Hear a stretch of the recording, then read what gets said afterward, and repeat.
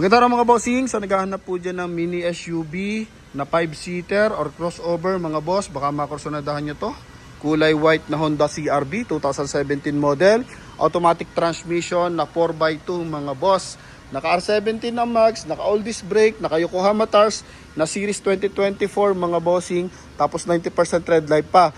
Naka projector headlight, naka daytime running light yan mga boss. Then meron pa siyang wrap around bumper, tsaka connected sa kanyang running board, tapos naka-chrome ang ating door handle, tsaka window panel. Meron siyang rain visor, tapos yung kanyang sharp antenna. Ikutan lang natin ng bahagya. Pagdating sa steering wheel mga boss, is naka paddle shift, naka cruise control, then naka leather ang upuan, naka 2D audio system to with reverse parking camera. Then ang mileage natin dito is 131,644 km. Meron tong service record mga boss. Ano? Yan. So ito yung second row, bango ng loob, 100% na hindi binaha mga boss. Tapos kapal ng gulong mga bossing.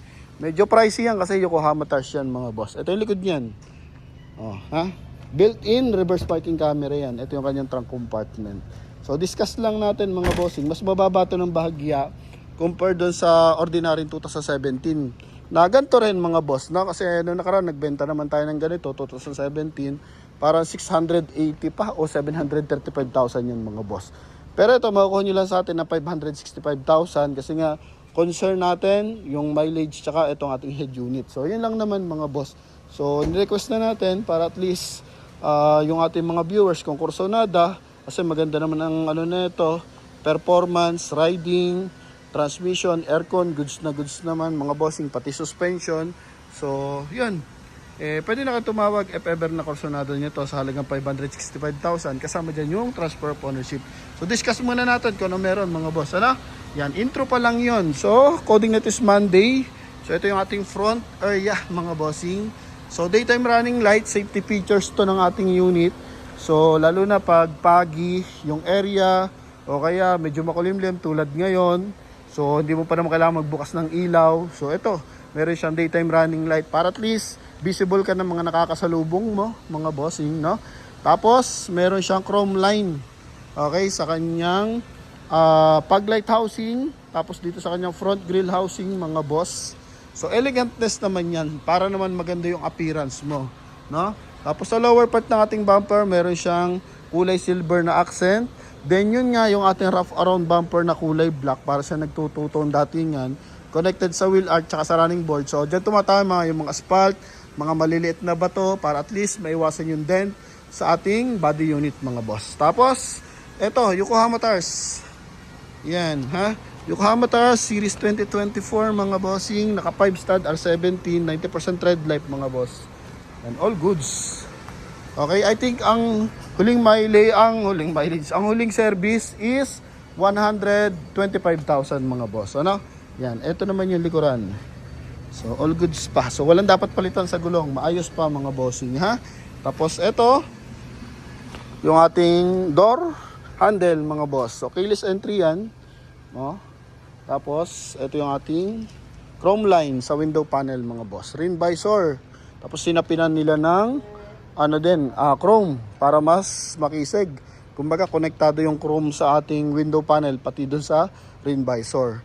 Tapos, ito, LED na ilaw sa ating side mirror cover mga boss para sa turn signal. Then sa interior tayo mga boss, napakakisig na ating steering wheel, naka factory leather pa, maayos ang busina. Tapos meron siyang hands-free connection para sa ating audio system mga bossing. Then ito naman is cruise control para at least kung gusto mo naka-maintain ka lang ng 80 km per hour, 95 km per hour. So, pwede mga boss. Para hindi mga yung paa mo kaapak ng gas mga bossing. No? Pwede mo pag-aralan if ever na mabibili mo to, then hindi ka pa familiar. Pwede rin kitang turuan mga boss. Ano? So, yun lang. Habang tumatakbo ka, isiset mo to.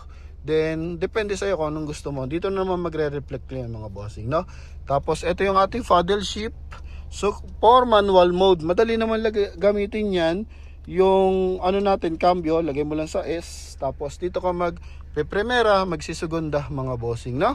Yan, tapos dito naman meron siyang polish gray na accent connected sa kabilang side. Yan, so naghahatid naman siya ng elegantness sa ating interior. Tapos naka push start, ito yung susi niyan. Then dalawa available natin susi mga boss. Naka automatic climate control to mga bossing ha. Yan, then powerful yung ating side mirror, so retractable kung tawagin. Then power adjust syempre. Kabilaan. Okay, so pares na ma-responsive. Then maganda pa, may malit na speaker dito. Magkabilaan din mga boss. Then dashboard natin, may airbag. Steering wheel, may airbag. Side ng ating upuan, may airbag po yan dito mga boss, no? Yan, okay, goods na goods yan para sa safety feature. Ceiling natin, kulay gray, maayos lahat ng hand grip. May sun visor. Then, meron siyang sun visor with mirror, with light. Dito rin mga boss. Okay, then yung ating re-review.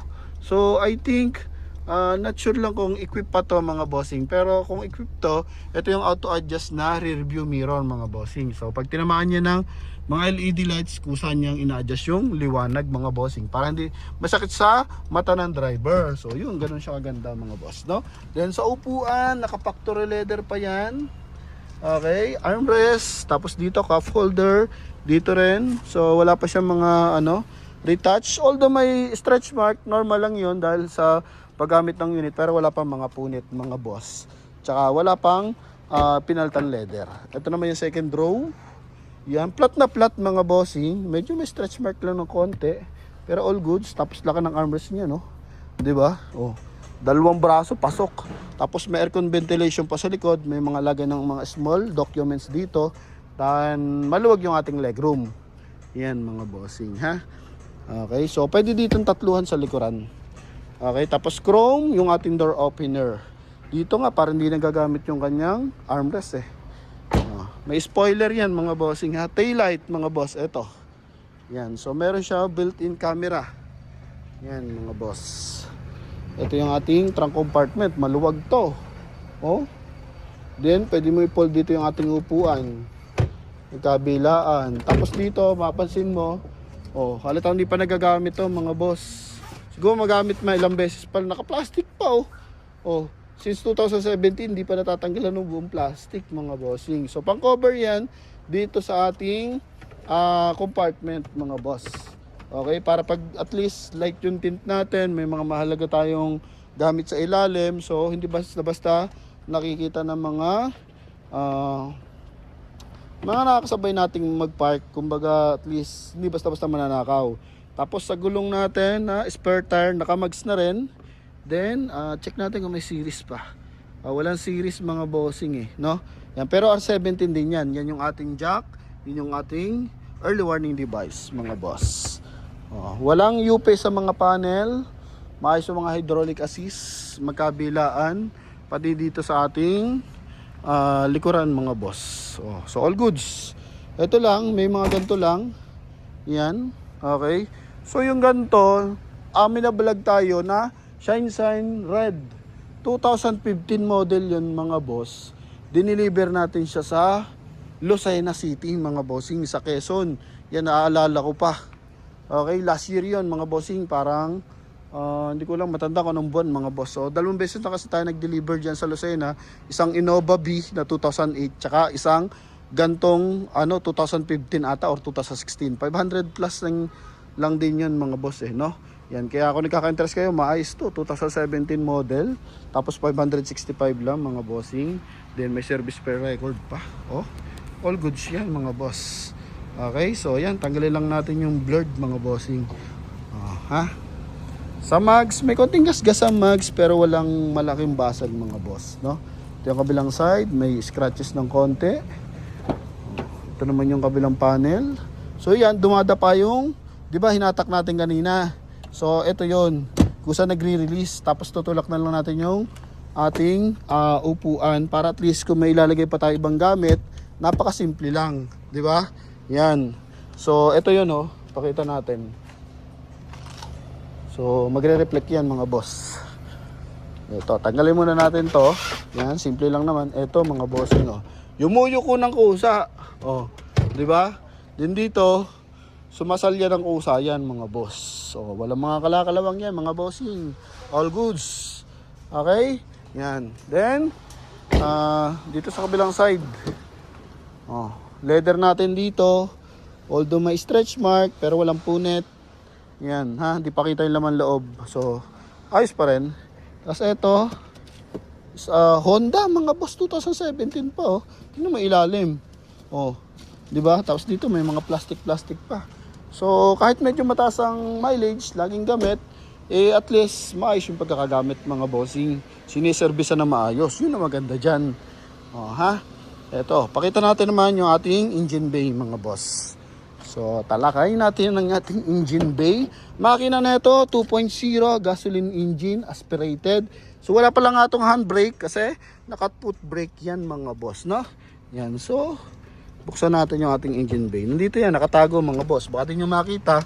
So, once na mabili nyo to, pwede nyo balikan yung vlog natin. Once di nyo makita yung ating hood opener. Okay, so eto. Yan, ha?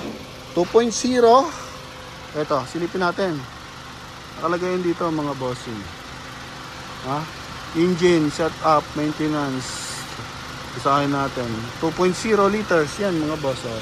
Yun. Sa baba ng SB. Oh, di ba?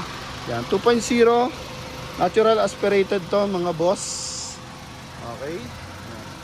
Walang uping panel yan mga bossing. Motolite XL ang gamit na baterya. Walang mga tagas-tagas. Ganda ng timing ng makina mga bossing. Pati aircon. Yan o. Ayos mga bossing ha. Kaya sa mga interesado dito, so pwede na kayo tumawag sa ating contact number na nasa screen. Connected yan ng Viber and WhatsApp mga boss ha. 565,000 kasamang transfer of ownership. And pasalamatan natin yung ating mga mahal na viewers and subscriber mga boss. 106,000 subscriber tayo sa YouTube mga bossing. And 657,000 followers tayo sa Facebook mga bossing. Thank you. So nasa mga lupalop na mundo, ingat kayo palagi and maraming salamat sa pagtitiwala mga boss, no? Yan. So hoping makuha niyo yung mga dream car mga boss. Kung short ang pera, wag mag-car loan, mag-ano kayo mga bossing, cash loan kayo sa bangko. Okay? Para at least malit na interest, same time, wala pa kayong tendency mahatakan ng unit mga boss. So be safe lang lagi mga bossing. Thank you. Ingat kayo.